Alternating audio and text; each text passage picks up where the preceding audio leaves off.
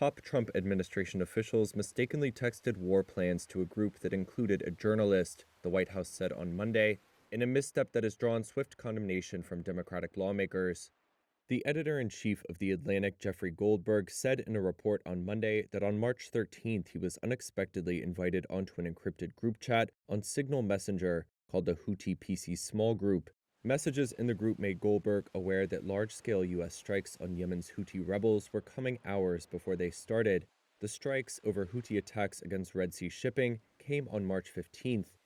Before they began, Goldberg said Defense Secretary Pete Hegseth posted operational details about the plan in the group, including, quote, information about targets, weapons the U.S. would be deploying, and attack sequencing.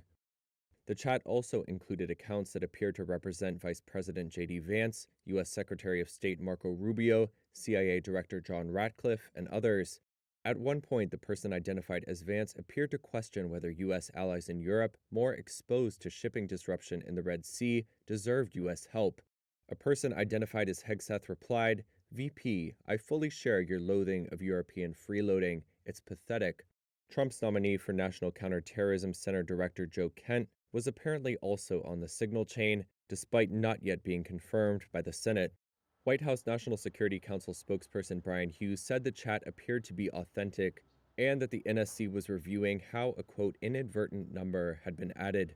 When asked about the Atlantic report on Monday, Hegseth denied sharing war plans in the chat and attacked Goldberg's credibility. So you're talking about a deceitful and highly discredited so-called journalist who's made a profession of peddling hoaxes time and time again, to include the hoaxes of Russia, or the fine people on both sides hoax, or suckers and losers hoax. So this is the guy that peddles in garbage. This is what he does. Why were those details shared on Signal, and how did you learn that a journalist was privy to the targets, the types of weapons used? I've heard I was characterized.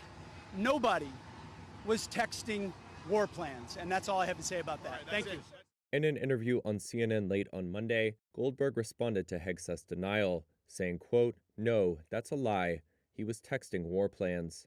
Mr. President, this is one of the most stunning breaches of military intelligence I have read about in a very, very long time. Senate Democratic leader Chuck Schumer and other Democratic lawmakers have called the use of the Signal Group illegal and demanded an investigation. I don't know anything about it. Trump told reporters at the White House Monday that he was unaware of the group chat incident.